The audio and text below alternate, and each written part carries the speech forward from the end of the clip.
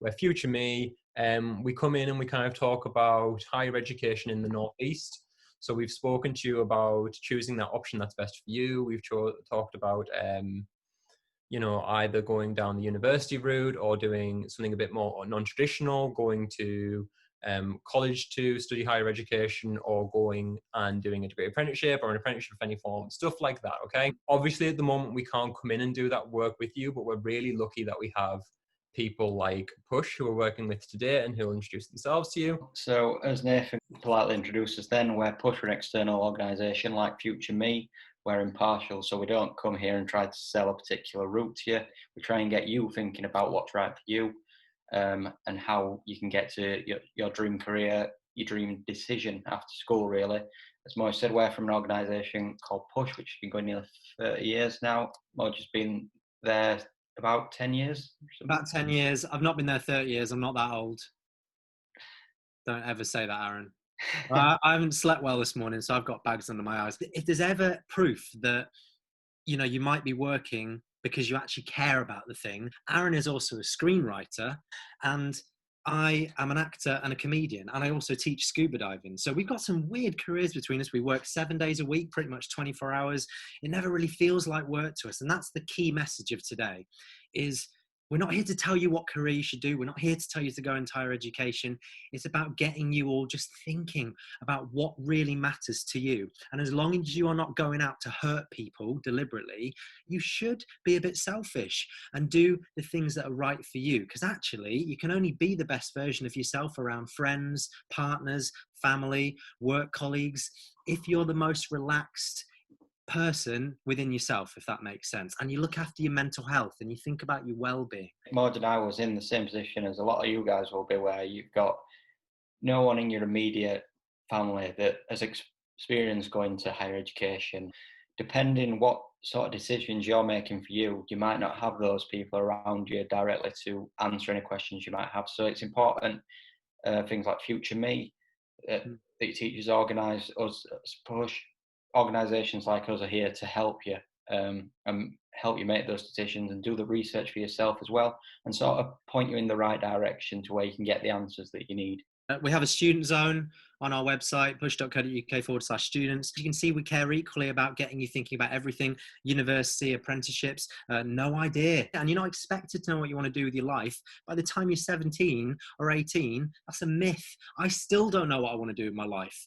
Aaron doesn't. Most people don't. But it's about making sure that you just try and think about yourself in competition with only one person. And you just try and get better each day. You're only in competition with yourself.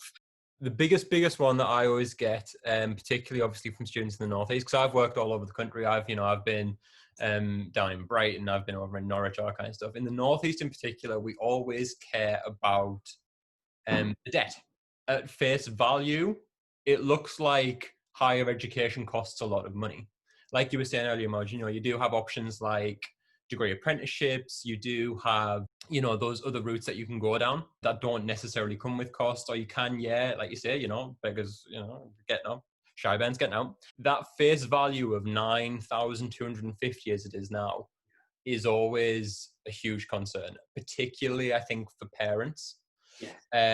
Parents have a different understanding, don't they, of what debt is, and they shouldn't call it debt. That's the problem. £50,000 of debt, £9,000, and it's a graduate tax, isn't it? We got charged 9,000. That was then, and I did a 4-year course. I did an undergrad, but I did 4 years, which means that at face value, like I say, that was, God, this is where I don't do maths.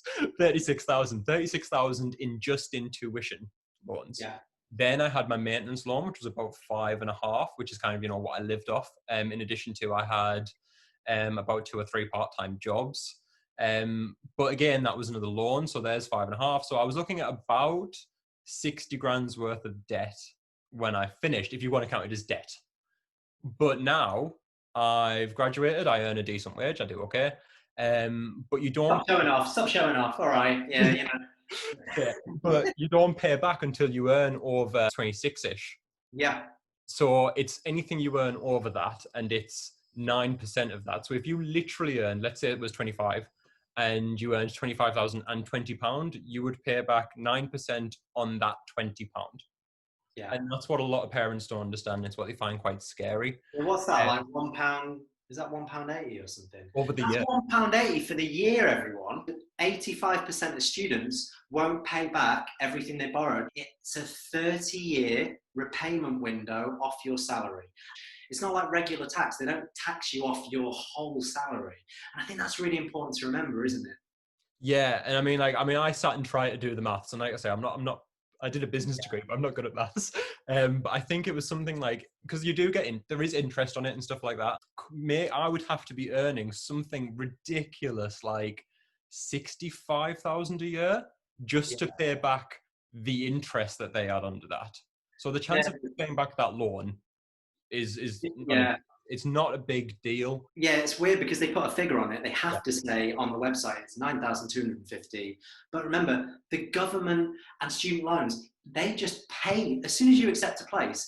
They pay, or you don't even see your tuition fees. So remember, there's two parts of a loan. There's the invisible loan, we call it, which is that you never see your tuition fees.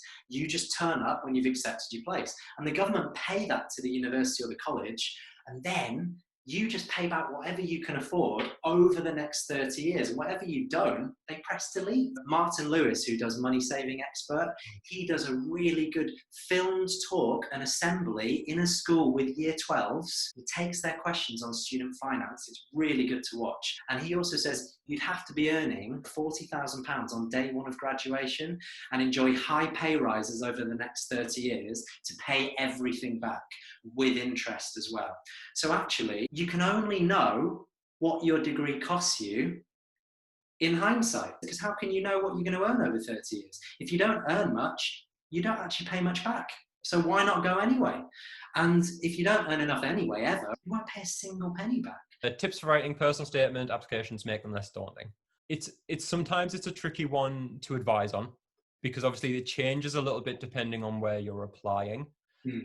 There are some, if you were kind of going down the traditional university route and you're kind of talking about personal statements in that sense, there are going to be some institutes who are very academic and who want a very academically focused personal statement. But we're in a really lucky position now where quite a lot of universities or higher education institutes, because what typically happens is you go on UCAS, you choose 5 options. You can, with quite a few now, choose to submit a personal statement just to them. That's useful if you are going to be applying for a course. Let's say, for example, if you want to do medicine, you're only allowed to apply to 4 med schools. So your 5th choice has to be a different course, which means that you can write a specialist personal statement for that course. So you can have your typical personal statement be about medicine and all that kind of stuff. And then you might choose to go and do something like biomedical sciences as your 5th choice. You can write a personal statement about that. If you have an institute where they're a bit more specific about what they want, then use that. But typically, my advice would be have a look at them online. Most universities or higher education institutes, colleges have a holistic approach to applications. So they have to read every single one. So hopefully that already makes it less daunting. It's not a fruitless exercise. We have to read them, which is thousands upon thousands. To each institution, you're looking at, like you say, maybe for the colleges, a couple thousand applying. For the universities, so like I say, I work at Durham. I'm not part of the team that does have to read them, but we are looking at something ridiculous like 20,000, 30,000 plus applications a year. And we read every single one. What we like to see is almost an even split of 30, like, a third of why do you want to study that course? What will you bring to that course? And then who are you as a person? So when we say, why do you want to study it? What we want to avoid are the cliches like, ever since I was little, I've wanted to do. First way to start, isn't it? A personal statement. I think you did a survey last year. It was something like 5% of personal statements started with ever since I was young. Because if we're being honest, when I was 5 years old, I wanted to be Batman. That's what I wanted to be. When I was little, I didn't want to do a business degree. I still want to be Iron Man. I don't know if I'm going to overachieve. Well, I reckon that business degree is the first step towards Batman. All I need is lots of money, build a body armor suit. Very true. I'm Batman. Because he's a rich guy, isn't he? That's good. But you kind of say, why do you want to study it? Why does that interest you? Okay. From their younger years, but they need to make it relevant. One person I knew, everyone put that they wanted to study medicine because their grandma had a brain tumor when they were young and they didn't know what was wrong with them.